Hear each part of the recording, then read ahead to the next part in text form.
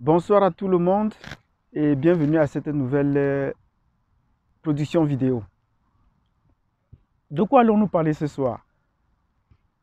Nous avons déjà évoqué trois choses que les Européens refusent d'enseigner aux Noirs. Qu'est-ce qu'on apprend à enseigner aux Noirs? Si vous êtes intéressé de savoir ce qu'on apprend à enseigner aux Noirs, il y en a trois, nous avons déjà cité deux. Installez-vous confortablement et surtout suivez cette vidéo jusqu'à la fin pour découvrir les deux premières dont nous avons déjà parlé. Aujourd'hui, nous allons parler de la troisième, qui paraît peu banale, mais qui est très importante et dont l'école occidentale refuse d'enseigner aux Noirs. Les Noirs ne doivent pas avoir accès à ces informations-là, à cette connaissance-là.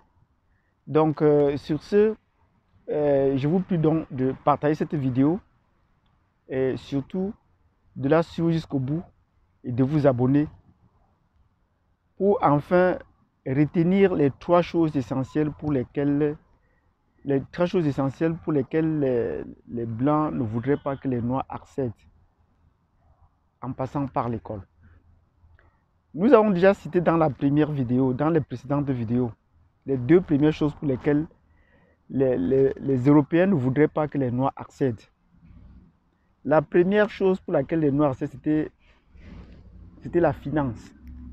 Ils ne voudraient pas qu'ils accèdent à la production de l'argent, à la production de la finance. Le business, on pourrait encore dire que c'est lié à cela. Mais le business, beaucoup d'Africains parviennent déjà, beaucoup de Noirs parviennent déjà à entrer dans le business, mais ils sont toujours en nombre très limité. Ce n'est pas à la portée de tous les Noirs qu'on prend ainsi dans les écoles.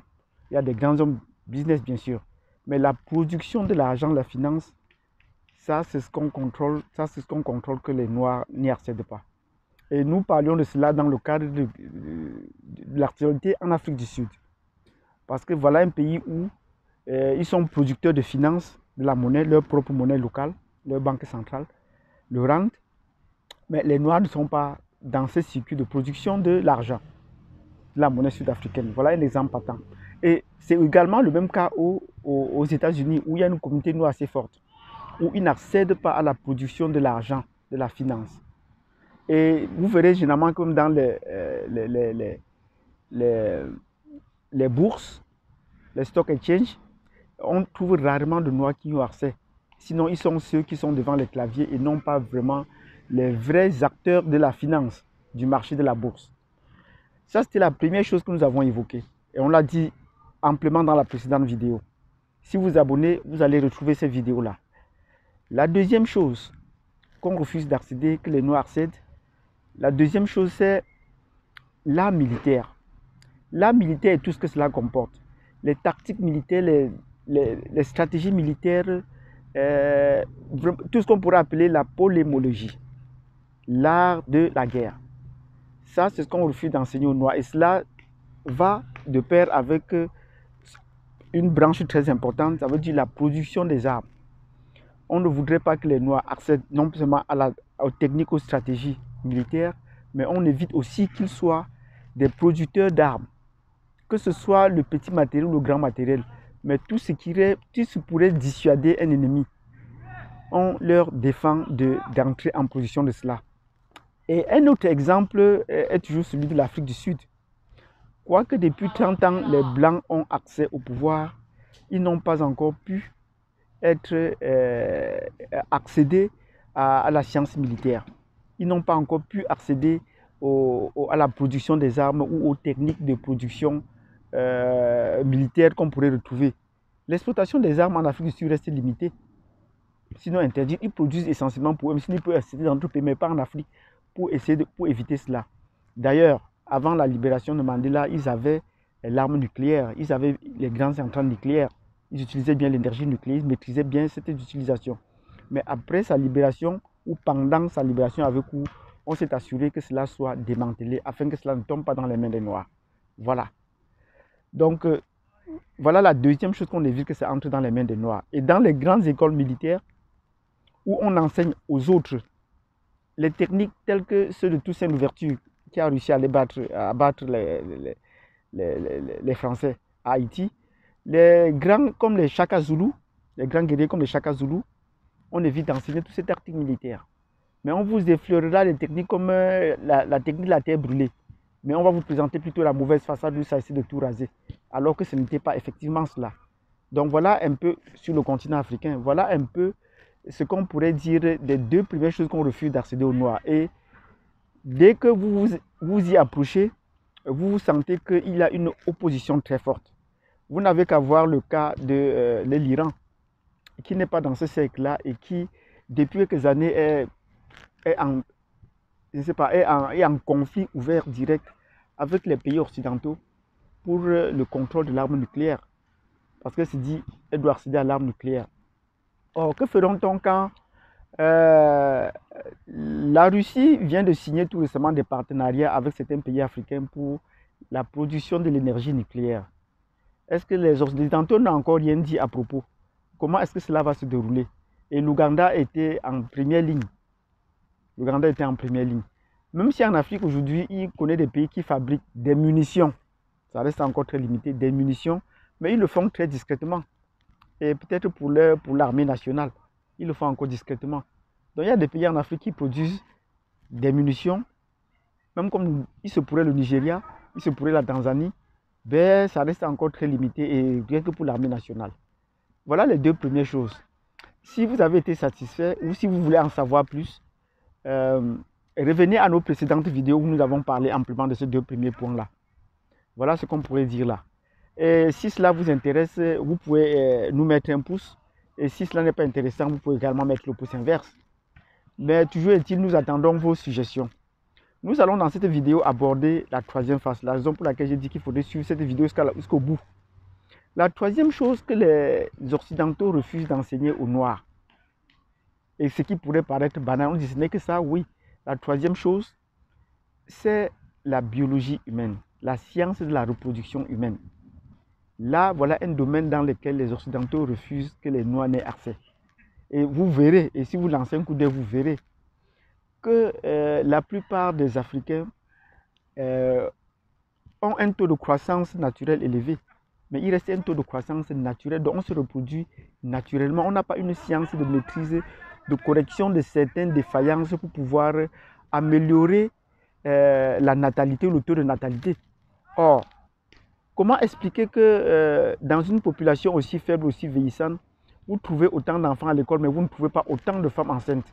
Je veux dire que vous trouvez peut-être que dans une école maternelle, à partir de l'école, beaucoup d'enfants blancs qui entrent, mais vous ne trouvez pas autant de femmes enceintes pour suivre cette démographie-là. Comment se fait-il qu'ils y parviennent?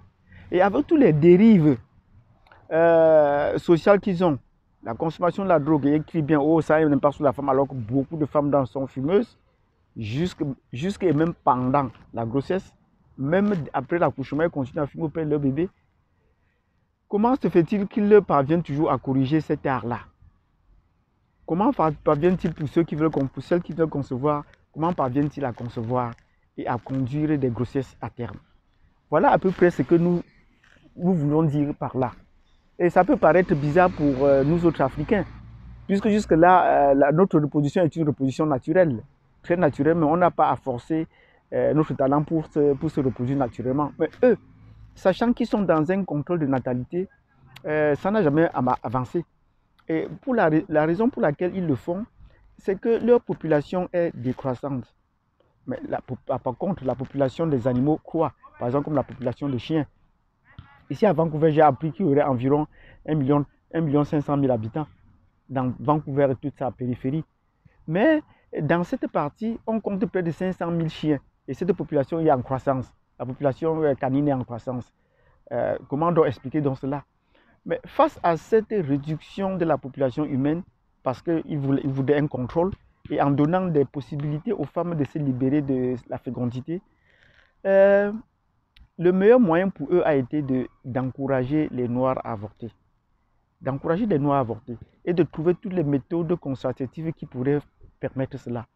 Mais malheureusement, en y ajoutant les maladies qui sont transmises ou des maladies tropicales qu'ils refusent d'encourager, je ne sais pas, la recherche pour essayer d'en bannir, comme le paludisme ou la lèpre, on se rend compte que la population africaine continue toujours de croître. Et aujourd'hui, avec la croissance négative, la croissance démographique négative qu'on a dans la population blanche, parce que je vous rappelle qu'ils sont moins d'1 milliard d'habitants sur la planète, mais vous les trouvez partout à des hauts postes. Et cette population de moins d'1 milliard est en train de décroître. Or, aujourd'hui, vous vous rendrez compte qu'en Afrique, dans la plupart des pays, on a arrêté presque le recensement général de la population, particulièrement dans les pays francophones. Même si dans certains pays comme le Kenya, on fait le recensement encore tous les 5 ans. Mais généralement en Afrique, les recensements n'ont plus cours. Or, cela pourquoi dans les années 80, on nous expliquait que la population, dans les années 90, on nous expliquait que la population noire était de 750 à 800 millions d'habitants. Et que si cette population franchissait le cap de 1 milliard d'habitants, ce serait une catastrophe, non pas seulement au niveau de l'Afrique, mais ce serait une catastrophe au niveau mondial. Parce que les ressources ne vont pas suivre. On nous a tout expliqué que nous n'avons pas assez de ressources naturelles. Pourtant, toute la planète puise les ressources en Afrique. Donc voilà un mensonge. Depuis donc que la population africaine a atteint le cap de 1 milliard d'habitants, et nous sommes à presque égal chiffre avec l'Inde, ça c'est d'après les données que les Européens eux-mêmes publient. On a arrêté tout commentaire à ce sujet-là. On ne parle plus de la croissance démographique qui fait le problème de la pauvreté. D'ailleurs, les pays les plus densément peuplés en Afrique, comme l'Égypte et le Nigeria, sont en tête de croissance économique, sont en tête de développement économique, parce qu'ils ont un marché intérieur assez fort et assez développé. Donc voilà, là, ils ne font plus de commentaires à ce propos-là. Voilà donc ce que nous devons dire. Donc si vous avez aimé cette vidéo, retenez que il y a 3 choses qu'on refuse d'enseigner aux Noirs. Je vous ai parlé de l'argent, des finances. Je vous ai parlé, en deuxième point, je vous ai parlé de l'art militaire, de la production des armes à feu. Et je vous ai parlé aujourd'hui, le thème de cette vidéo était sur la maîtrise de la fécondité humaine, l'art de la science de la biologie. On nous enseigne la biologie, moi on me dit oui, on nous enseigne la biologie, mais pas autant qu'on le fait entre les Européens, entre eux. Sinon, comment comprendre comment ils relèvent leur taux de... Comment ils parviennent à ralentir leur taux de décès. Ils cherchent à le ralentir. Et comment trouver qu'ils ont assez d'éléments, assez de reins pour greffer aux populations. Il faut juste avoir l'argent pour qu'on vous greffe un rein. D'où est-ce qu'il provient ces reins? Ça serait le débat d'un autre jour. Donc, si vous avez aimé cette vidéo, cliquez sur la cloche de notification, partagez-les assez et on se retrouvera dans une prochaine émission, toujours dans la suite de qu'est-ce qu'on n'enseigne pas globalement à l'école. Parce que ça, c'était pour les 3 points focus sur lesquels on n'enseigne pas aux Noirs. Mais qu'est-ce qu'on n'enseigne pas globalement à l'école? Donc, l'école ne nous apprend pas, nous apprend presque rien sur la vie et nous allons voir ces vidéos-là. Sur ce, je vous remercie, j'attends vos commentaires et nous sommes prêts toujours à accepter votre aide de quelque nature que ce soit. Donc, à plus tard.